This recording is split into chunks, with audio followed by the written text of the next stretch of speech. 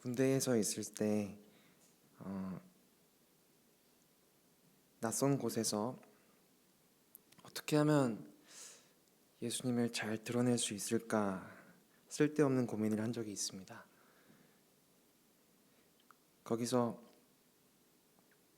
최선을 다하면 하나님을 높일 수 있을 거야, 그렇게 생각했습니다. 그래서 아무리 훈련이 힘들어도, 아무리 어려워도 최선을 다하려고 노력했습니다. 그래서 제가 새벽 2시부터 3시 반까지 야간 근무를 끝내고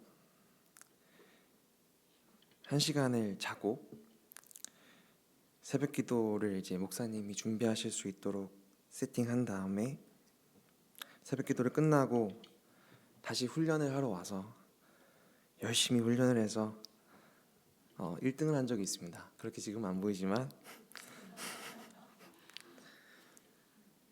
그때 저는 이제는 하나님을 높일 수 있다라고 착각했고 생각했었습니다.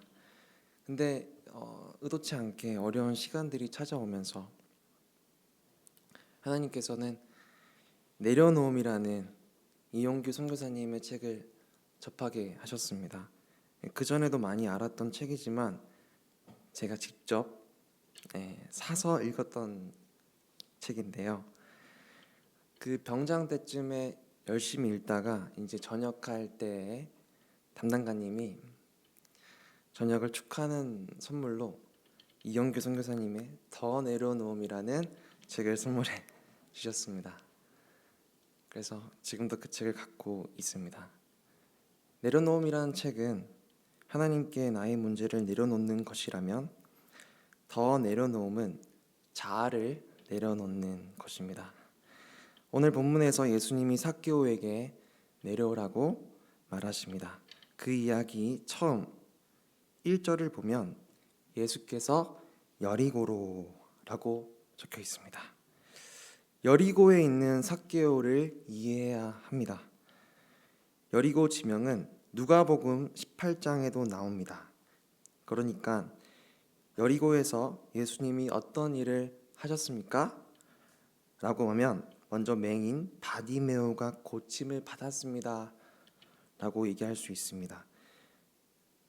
이 여리고라는 지명을 이제 계속 이야기하는 겁니다. 특히 누가복음 10장 30절에서 예수님은 선한 사마리아 비유를 하십니다. 다 같이 읽도록 하겠습니다. 예수께서 대답하여 이르시되 어떤 사람이 예루살렘에서 여리고로 내려가다가 강도를 만나매 여리고로 가는 길은 가파르고 위험합니다. 얼마나 위험했는지 그 길을 피의 길이라고 불렀습니다. 도시에서 가장 위험한 구역의 골목을 걷는 것과 마찬가지였습니다. 예루살렘은 해발 900m에 위치하고 여리고는 해수면 아래 300m에 위치해 있습니다.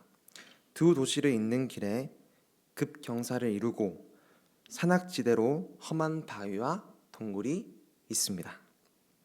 거기서 어떤 사람이 강도를 만나 거의 죽을 위험에 빠져 있게 된 겁니다. 여러분 잘 아시는 비유이죠? 제사장, 레위인도 다 지나가지만 사마리아 사람이 그 강도 만난 자를 불쌍히 여겨서 그를 구해줍니다. 아우구스티누스는 이 여리고로 가는 길에 선한 사마리아인이 예수 그리스도라고 했습니다. 그러니까 지금 삭개오의 이 여리고에 있는 삭개오를 이야기하면서 여리고란 지명은 연약한 자를 불쌍히 여기시는 주님의 사역을 강조하고 있다는 겁니다. 이런 맥락에서 예수님이 삭개오를 만나기 위해 1절에 여리고를 지나가시는 것은 오늘날 거친 길을 걸어가는 강도도 만나고 그런 어려운 자들, 그런 삭개오 같은 자들을 예수님이 불쌍히 여기심을 강조하고 있는 것입니다. 그래서 거친 길 위를 걸어갈 때에도 험한 산이 앞을 막아도 빛 대신 주님의 두 손이 우리를 붙들고 주의 마음이 닿은 우리의 삶에 저민 슬픔을 씻으시는 주님을 찬양하네. 그런 찬양 가사처럼 여리고 그런 길을 걸어가는 삭개오를 예수님이 불쌍히 여기시는 겁니다. 또한 다른 맥락에서 역사 지리로 보낸 성경 저자 이문복 목사는 여리고는 예루살렘으로 올라가는 상인의 세금을 받는 요지라고 합니다. 그러니까 유대인의 돈이 가장 많이 거래되는 장소였습니다. 이곳에서 삭개오는 세리장이었습니다. 세리장은 모든 다른 세리들을 관장하는 가장 권한이 큰 세리입니다. 그래서 세리는 이 삭개오는 엄청난 부자였습니다. 당시 세리들은 로마 정부가 요구하는 액수 이상의 세금을 거두어 자기 몫으로 착복했습니다. 그러나 마치 강도 만난 자들을 피한 제사장 레위인처럼 이 세리마저 바리새인들이 죄인으로 취급한 것입니다. 또한 이 세리들을 이방인같이 취급했습니다. 그리고 성전이나 회당에 들어갈 수 없게 했고 이 세리들을 유대인의 법정의 증인으로 서지도 못하게 했습니다. 세리가 돈을 취하는 방식은 옳지 않습니다. 하지만 바리새인 역시 돈을 사랑하는 자들이다. 예수님은 이렇게 얘기하시는 겁니다. 누가복음 16장 14절 15절입니다. 함께 읽도록 하겠습니다. 바리새인들은 돈을 좋아하는 자들이라. 이 모든 것을 듣고 비웃거늘 예수께서 이르시되 너희는 사람 앞에서 스스로 옳다 하는 자들이나 너희 마음을 하나님께서 아시나니 사람 중에 높임을 받는 그것은 하나님 앞에 미움을 받는 것이니라. 바리새인들은 돈을 좋아하는 자들이었습니다. 하나님의 투자 수업 저자 석창희 목사는 고려대 경영학과를 졸업하고 포스코 재무실에 근무하다가 목회의 길에 섰습니다. 건전한 신학으로 바탕된 투자 수업이 어떤 책인데요. 거기서 이렇게 말하고 있습니다. 하나님 앞에서 끌려간다고 생각하고 있는 분들이 있습니까? 내가 원하지 않는 곳에 왔다고 인생을 망쳤다고 생각하는 분들이 있습니까? 나의 주도권을 우상으로 삼지 마세요. 하나님은 내가 끌려간 곳에서 최고의 투자를 실행하십니다. 이 피의 길, 여리고로 가는 길이 얼마나 거친 길인지는 중요하지 않습니다. 예수님과 함께 걷는 길인가? 그게 중요한 것입니다. 바리새인이나 세리 모두 돈을 좋아했습니다. 그러나 세리는 하나님께 올린 기도로 예수님께 감동을 주었는데요. 누가복음 18장 13절입니다. 네, 다 같이 읽어보도록 하겠습니다. 세리는 멀리 서서 감히 눈을 들어 하늘을 쳐다보지도 못하고 다만 가슴을 치며 이르되 하나님이여 불쌍히 여기소서 나는 죄인이로소이다 하였느니라. 방어 기제는 받아들일 수 없는 잠재적 불안의 위협에서 자신을 보호하기 위해 어떤 욕망을 조절합니다. 바리새인들은 자신의 돈을 좋아하는 욕망을 왜곡하고 조절했다면 세리는 하나님의 긍휼하심, 하나님이 불쌍히 여기심을 구했던 것입니다. 부자였던 나사로는 자신의 불안을 하나님께서 불쌍히 여기시기를 원했습니다. 겉으로 괜찮은 척이 아니라 우리 내면이 얼마나 불안한지를 하나님께 토해내길 원했습니다. A.W. 토전 목사님은 인간을 추구하시는 하나님에서 다음과 같이 말합니다. 자아의 죄란 자기의, 자기 연민, 자기 추구, 자기 확신, 자기 의, 자기 강화, 자기 방어를 가리킨다. 그래서 다음과 같이 말합니다. 당신은 고난을 통해 그리스도의 남은 고난을 그의 몸된 교회를 위하여 내 육체에 채우는 엄숙한 특권을 누릴 것입니다. 자, 그래도 성령으로 충만해지길 원합니까? 다음 기도문을 제가 읽어드리도록 하겠습니다. 제게 순결함과 절제함을 주소서. 그러나 지금은 마소서. 누가 고백했을까요? 아우구스티누스의 기도문입니다. 어쩌면 우리는 하나님을 사랑한다고 하면서 정말로 우리가 성령 충만하기를 원하는지, 아니면 정말로 우리 마음에 어떤 것이 가득한지 주님은 이 삭개오의 이야기를 통해서 알려주신 것 같습니다. 마태복음 16장 24절을 함께 읽도록 하겠습니다. 이에 이에 예수께서 제자들에게 이르시되 누구든지 나를 따라오려거든 자기를 부인하고 자기 십자가를 지고 나를 따를 것이니라. 삭개오는 단지 예수님을 보는 것에 관심이 있는 것이 아니라 삭개오 자신에게 예수님은 어떤 분인지 실제적으로 알고 싶었습니다. 그래서 예수님을 보기 위해 나무 위에 올라간 것이죠. 여러분에게는 예수님은 어떠한 분이십니까? 좌절한 예수님은 어떤 분이십니까? 자녀 문제로 힘들어하는 가운데 있는 여러분에게 예수님은 어떤 분이십니까? 숨이 쉬어지지 않을 정도로 힘들 때 예수님은 우리에게 어떤 분이십니까? 자기의 길이 아니라 예수님의 길, 여리고로 가는 길을 우리는 믿음으로 걸어가야 할 줄 믿습니다. 더 내려놓음에서 이정규 선교사님의 이야기를 좀 더 들려드리도록 하겠습니다. 미국에서는 이제 자기 아들 동현이가 있습니다. 동현이는 기저귀 변을 보는 일을 수치스럽게 느끼기 시작했다. 나는 시치미를 떼고 동현이에게 물었다. 동현아, 뭐 하고 있니? 아무것도 아니에요. 그냥 내버려 두세요. 지금 냄새가 나네. 혹시 너 응가한 거 아니야? 동현이는 부끄러워하며 침대에서 나오지 않았다. 나는 동현이에게 말했다. 동현아, 아빠는 너 똥이 더럽지 않아. 넌 아빠 아들이잖아. 아빠한테 맡겨야 아빠가 치워줄 수 있어. 나아가 이용 성사님은 이렇게 말씀합니다. 우리의 삶 가운데 이것만은 건드리지 말라고 막는 영역들이 무엇인지 헤아려 봐야 합니다. 예수님의 발치에까지 가지고 나갔지만 더는 깨뜨리지 못한 채 여전히 두 손에 꽉 틀어지고 있지는 않은지 살펴봐라는 것입니다. 주님이 얼마나 자기를 사랑하시는지는 우리는 압니다. 하지만 자기가 깨어지기는 두려워합니다. 갈라디아서 2장 20절입니다. 내가 그리스도와 함께 십자가에 못 박혔나니 그런즉 이제는 내가 산 것이 아니요 오직 내 안에 그리스도께서 사신 것이라. 깨어지지 못한 마음 때문에 삭개오가 나무 위를 올라간 것이라고 생각할 수 있습니다. 키가 작아서 나무 위로 올라간 것 아닐까? 사실은 그렇지 않습니다. 당시 왕족의 신분을 가진 사람들은 전망을 보기 위해 키가 클 필요가 없다고 학자들은 말합니다. 삭개오를 위협하는 어떤 그 무리의 환경도 나무 위로 올라가는 원인이 되지 않습니다. 예수님께 나아가기 위해서는 사실 우리의 문제는 너무나도 크게 보입니다.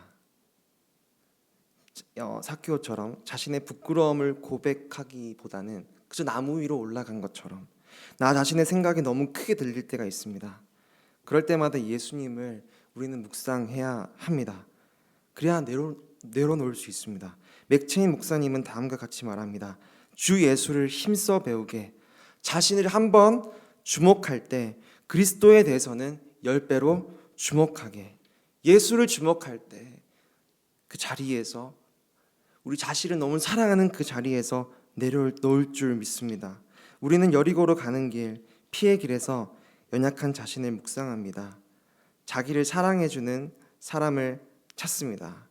그러나 진짜 자신을 사랑해주는 분은 하나님 아버지이십니다. 오늘날 여리고 같이 하나님의 긍휼이 필요한 자가 있으십니까? 사랑받고 싶은 삭개오가 있으십니까? 정말 예수님이 필요한 자가 있으십니까? 예수님으로 충만해지시길 주의 이름으로 축복합니다. 저는 2세대고요. 저희 어머니가 맨 처음 예수님을 만났습니다.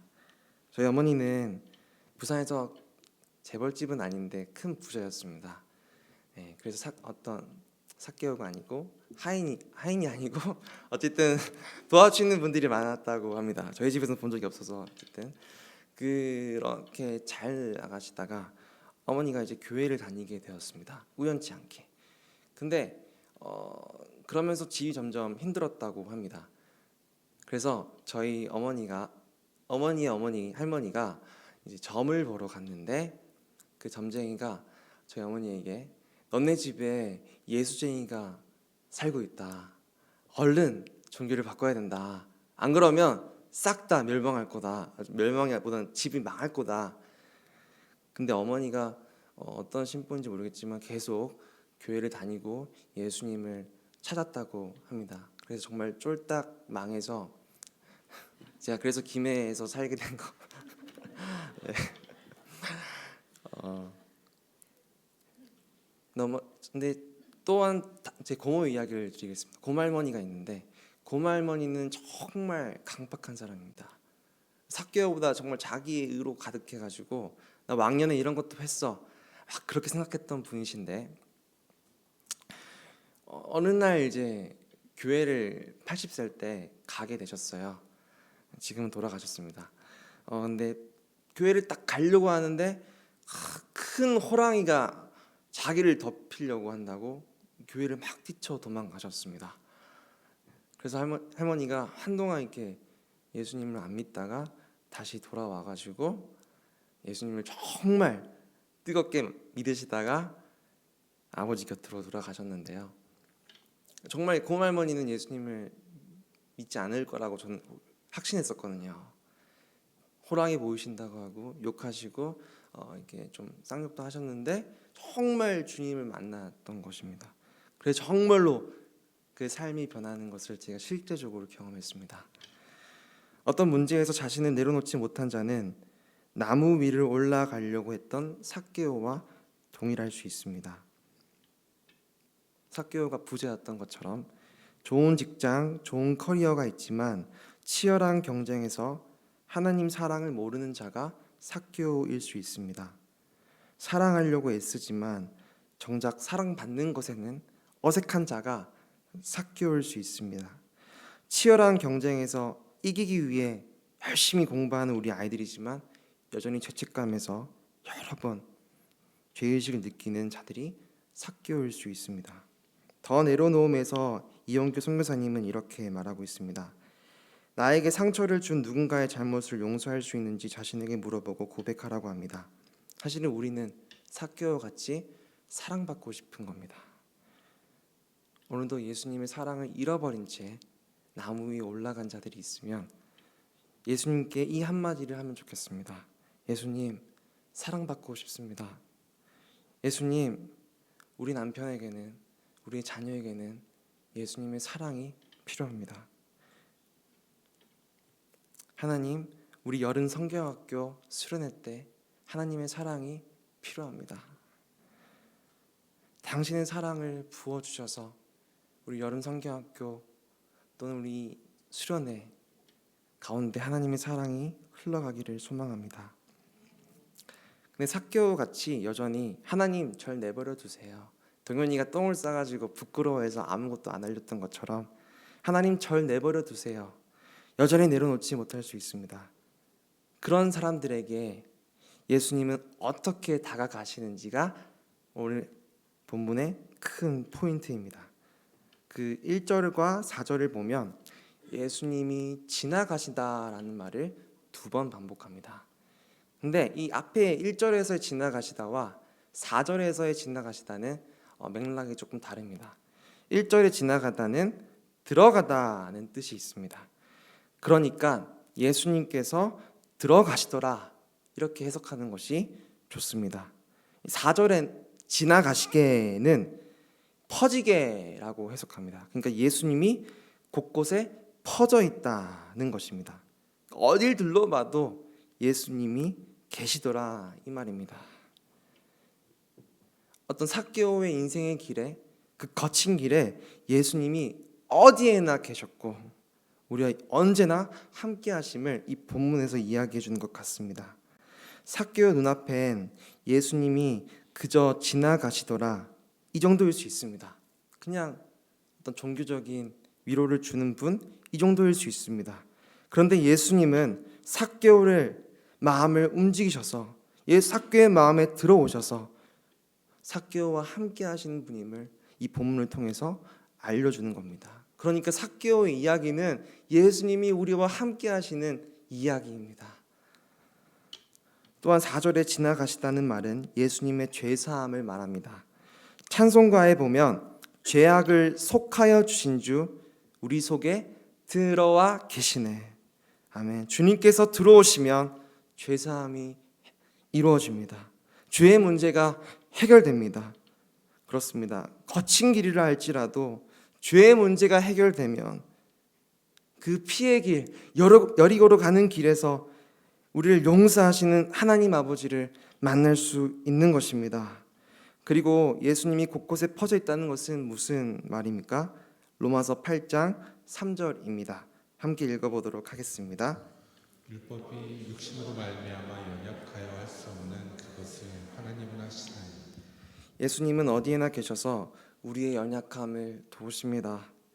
그러니까 예수님이 지나가시면 우리의 죄가 해결되고 예수님이 지나가시면 약할 때도 강하게 되는 것입니다. 삭개오는 나무 위로 올라가야 예수님을 볼 수 있겠지라고 생각했던 것 같습니다. 그러나 예수님을 보려면 내려와야 합니다. 자신이 죄인임을 깨달아야 합니다. 죄를 용서하시는 예수님을 내려와야 만날 수 있는 것입니다. 마태복음 5장 3절을 읽겠습니다. 심령이 가난한 자는 천국이 심령이 가난하다는 것은 비참한 자신을 마주하는 것이죠. 먼저 예수님 없이 살 수 없는 자임을 고백하는 것이 심령이 가난한 자의 고백 아니겠습니까? 삭개오에게는 이런 고백이 필요했던 것입니다. 주님 없이는 살 수 없어요. 주님의 사랑이 필요해요. 그 한 문장이 우리의 삶에도 필요할 줄 믿습니다. 우리가 사랑하는 남편에게도, 사랑하는 아내에게도, 우리가 사랑하는 자녀에게도 예수님의 사랑이 흘러가기를 소망합니다. 결국 삭개오는 이 겸손한 고백을 나무 아래에서 했습니다. 물질을 드리겠다고 고백합니다. 8절입니다. 삭개오가 서서 주께 여짜오되 주여 보시옵소서 내 소유의 만일 누구의 것을 속여 빼앗은 일이 있으면 내 갑절이나. 이 고백을 받으신 예수님이 정말 너 정말 대단하다. 이런 단순한 문장이 아니라 예수님은 삭개오와 더 깊은 관계를 맺고 싶어 하십니다. 바로 그의 집에 가겠다고 하시는 겁니다. 그런데 이럴 때 삭개오를 비방하는 것이 아니라 예수님을 비방합니다. 7절에 보면 함께 읽어보도록 하겠습니다. 무사람이 보고 수군거려 이르되 저가 죄인의 집에 유하러 들어갔도다 하더라. 그러니까 예수님이 삭개오와 더 깊은 관계를 맺으려고 하니까 사람들이 어떻게 메시아가 죄인의 집에 들어갈 수 있어? 그때 예수님은 자신이 이 땅에 오신 목적을 말씀하십니다. 함께 읽어보도록 하겠습니다. 인자가 온 것은 잃어버린 자를 찾아 구원하려 함이니라. 아멘. 오늘 이 이정규 목사님의 야근하는 당신에게라는 이야기를 들려드리고 같이 기도해 보려고 하는데요. 이정규 목사의 야근하는 당신에게라는 책에서 오늘날 예수님을 잃어버린 자들의 이야기가 나옵니다. 제가 한번 이 남편의 이야기입니다. 책을 보시면 아내의 이야기도 있는데 남편의 이야기만 하고 마치겠습니다. 폭풍 같은 일주일이 지나간다. 거짓말 하나 보태지 않고 오늘까지 한 달 내내 하루도 밤 10시 이전에 퇴근해 본 적이 없다. 주말도 반납했다. 집에 가보니 애들은 모두 자고 있다. 셋째를 임신한 아내는 둘째가 너무 칭얼대다가 잠들었는지 탈진 직전이라고 한다. 나를 보는 눈빛이 심상찮다. 여기 적혀있는 표현들을 읽겠습니다. 저게 남편인지 하숙생인지 같은 느낌의 표정이다. 토요일 아침 아내는 나를 깨운다. 아이들과 근처 동물원이라도 가서 놀고 와야 된다고 한다. 피곤하다고 투덜대 보았지만 아내의 표정이 좋지가 않다. 생각해보니 애들과 함께 토요일을 맞아본 것 자체가 오랜만이구나. 또 주일에 가면 모든 모임을 마치고 집에 오니까 머리가 너무 아파 견딜 수 없다. 오늘 그 이정규 목사는 여러 신방을 하면서 큰 에피소드를 하나를 이제 읊어줬습니다. 사실은 우리가 살아가는 길이 거친 길이고 자기를 내려놓기 어렵습니다. 그래서 삭개오처럼 자신의 죄를 고백하기보다는 너희들이 나를 욕할지라도 나는 부자야, 그렇게 자기 방어로 살아가는 모습이 우리의 모습일 수 있습니다. 그럴 때 솔직하게 하나님께 고백하는 것입니다. 하나님, 당신의 사랑이 필요합니다. 하나님, 주님 없이는 살 수 없습니다. 그 고백을 우리의 삶의 문제 가운데 드릴 때 주님이 여전히 우리와 함께 하시는 은혜를 경험할 줄 믿습니다. 우리는 그 문제를 해결할 수 없지만 주님이 해결하실 것입니다. 그분을 믿을 때 내려놓는 은혜가 있기를, 주님으로 충만한 은혜가 있기를 주 예수의 이름으로 축복합니다. 우리